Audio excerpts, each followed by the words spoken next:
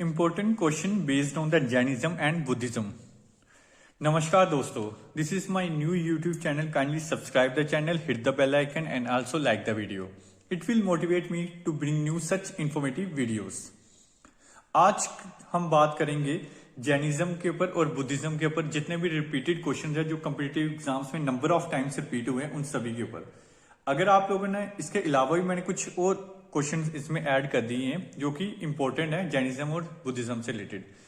इस वीडियो में जितने भी क्वेश्चन है अगर आपने ये कर लिए तो मेरी गारंटी है कि जो भी 10 या 12th बेस के ऊपर जो भी कम्पिटिटिव एग्जाम्स होते हैं वो इसके बाहर से जैनिज्म और बुद्धिज्म से रिलेटेड क्वेश्चन नहीं पूछ सकते।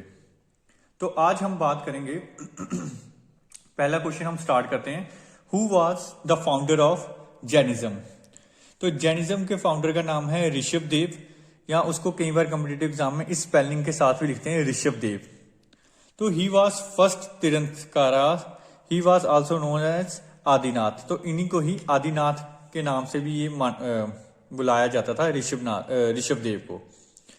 इनके एम्बलम का साइन है बुल। जैसे एम्बलम मतलब जैसे आजकल होते हैं लोगो वगैरह, वैसे ही इनका जो एम्बलम था या लोगो था उसको साइन था बुल। और हमें पता चला हुआ है कि जैनिज्म में टोटल 24 तीर्थंकरास थे और ये फर्स्ट थे जो कि फाउंडर थे जैनिज्म के। हमारे पास टोटल 22 जो तीर्थंकरास थे उनके बारे में इंफॉर्मेशन है, लेकिन 24 के बारे में इंफॉर्मेशन नहीं है। बस जो फर्स्ट थे उनका बस ये पता है हमें कि फाउंडर का नाम क्या था, ऋषभ देव। फिर जो सेकंड क्वेश्चन है, who is considered the real founder of Jainism.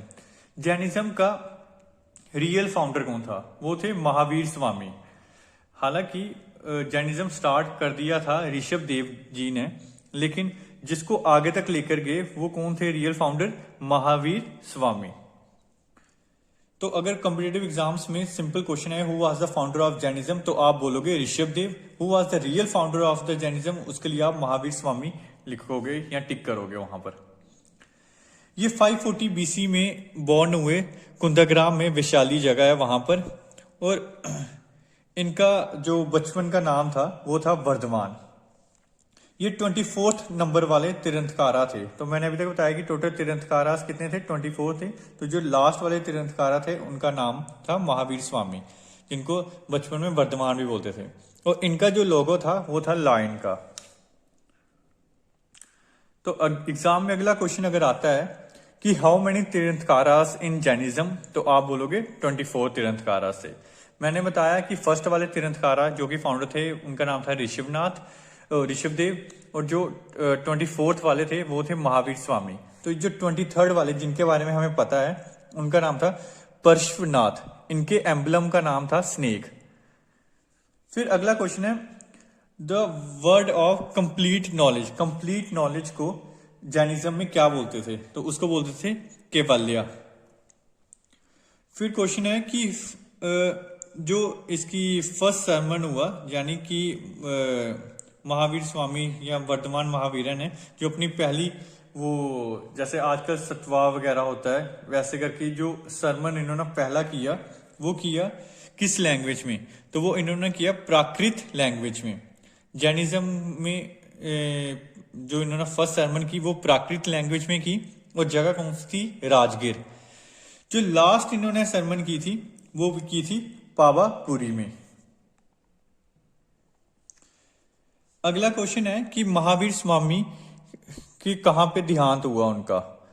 और देहांत को ही इन जैनिज्म में बोलते थे निर्वाणा। तो इनका कहां पर इनका देहांत हुआ? इनका हुआ पावापुरी में, और पावापुरी में एट द एज ऑफ 72, मतलब 72 ईयर्स में इनका देहांत हो गया था। अब जैनिज्म से रिलेटेड एक क्वेश्चन और है जो कई बार कॉम्पिटिटिव एग्जाम से पूछा जाता है कि बताओ जैन टेम्पल जो दिलवारा है, दिलवारा जैन टेम्पल, ये कहां पर लोकेटेड है? तो ये है राजस्थान में। अगला क्वेश्चन है कि बताओ जो जैन टेक्स्ट है कल्पसूत्र, इस बुक के ऑथर कौन थे? तो इसके ऑथर थे भद्रवहु इसके ऑथर रहे हैं। फिर कह रहा है कि जो पहली बारी मीटिंग हुई थी जैनिज्म की वो कहां पर हुई थी? जब मतलब हमारे जो वर्धमान महावीरा की डेथ के बाद में जो पहली बारी इनकी मीटिंग हुई वो कहाँ पर हुई? वो हुई पाटलिपुत्र में। पाटलिपुत्र में 300 बीसी में। और कौन थे इसके जो मतलब जो हेड कर रहे थे? वो कर रहे थे स्थूलभद्रा।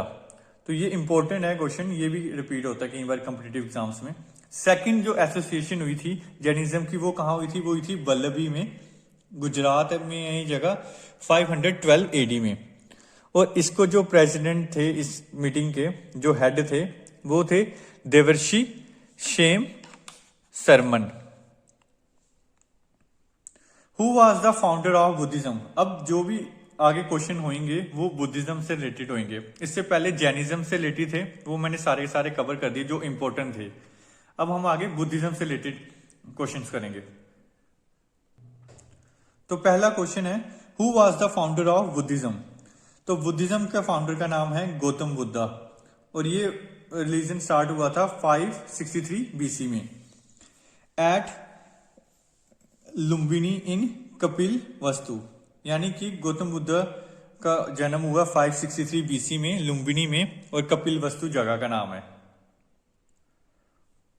What was the name of Gautam Buddha's father? Gautam Buddha के फादर का क्या नाम था? उनका नाम था सुधोधना, और उनकी मदर का नाम था माया देवी, जिन्होंने उनको जन्म दिया।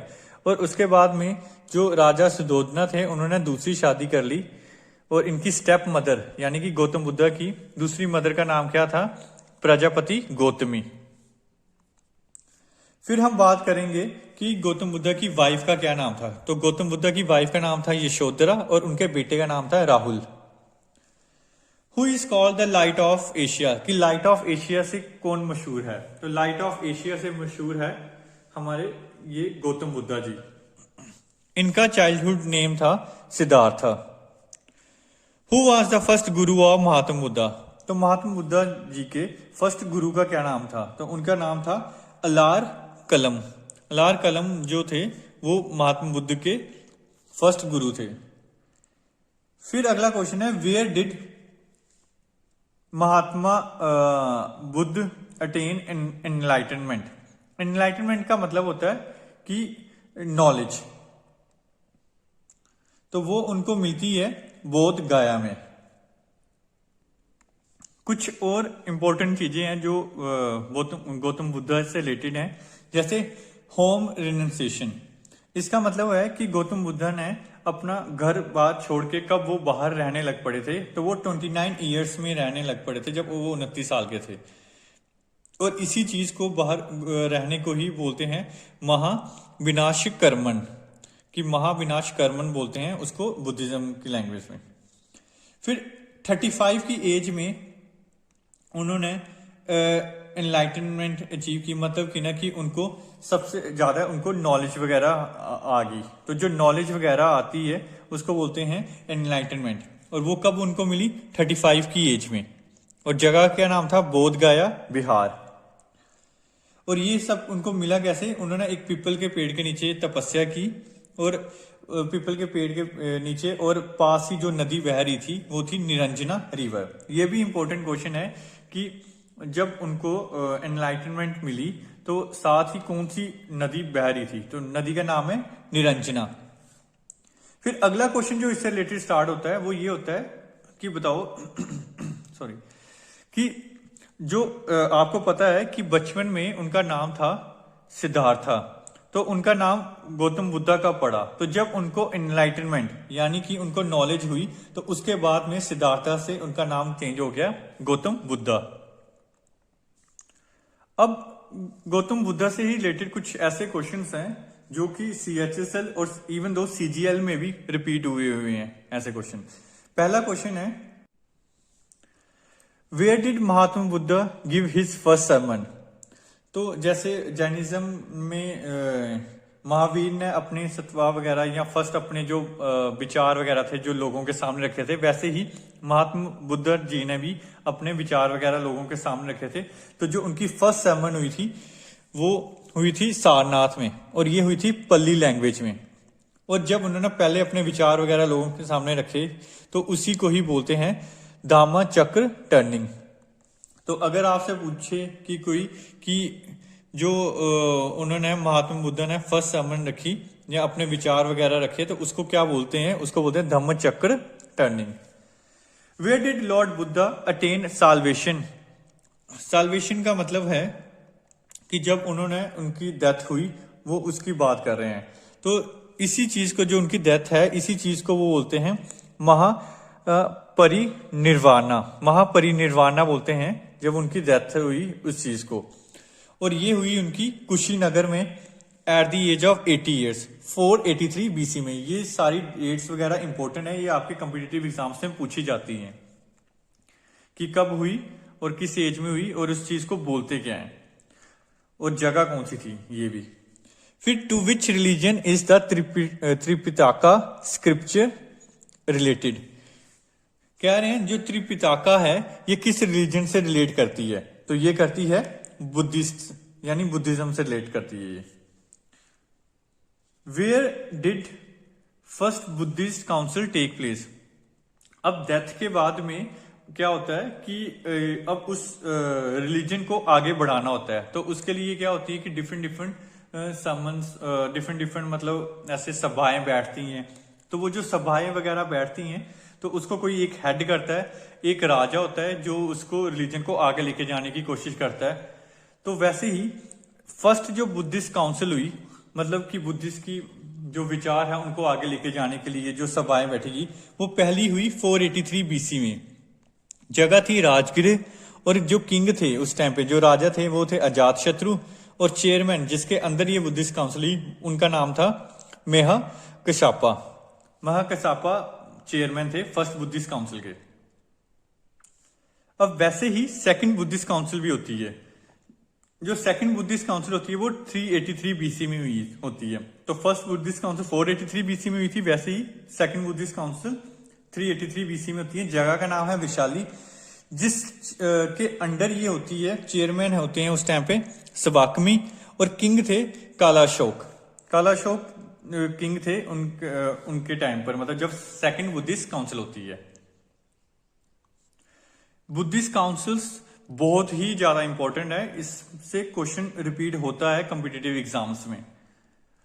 और अब बात करेंगे थर्ड बुद्धिस्ट काउंसिल की। जो थर्ड बुद्धिस्ट काउंसिल होती है वो होती है पाटलिपुत्र में 250 बीसी में, और चेयरमैन थे उस टाइम पे मोगलीपुत्र तीसरा, और किंग थे उस टाइम पे अशोका। सेकंड बुद्धिस्ट काउंसिल के टाइम पे काला अशोक किंग थे, और थर्ड बुद्धिस्ट काउंसिल के टाइम पे अशोका थे किंग। फिर फोर्थ बुद्धिस्ट काउंसिल जो होती है वो होती है कश्मीर में कुंदलवन में, जो शालीमार बाग है उसके पास ही ये पड़ता है। ये होती है 72 एडी में। चेयरमैन थे वसुमित्रा, और किंग थे इस टाइम पे कनिष्का।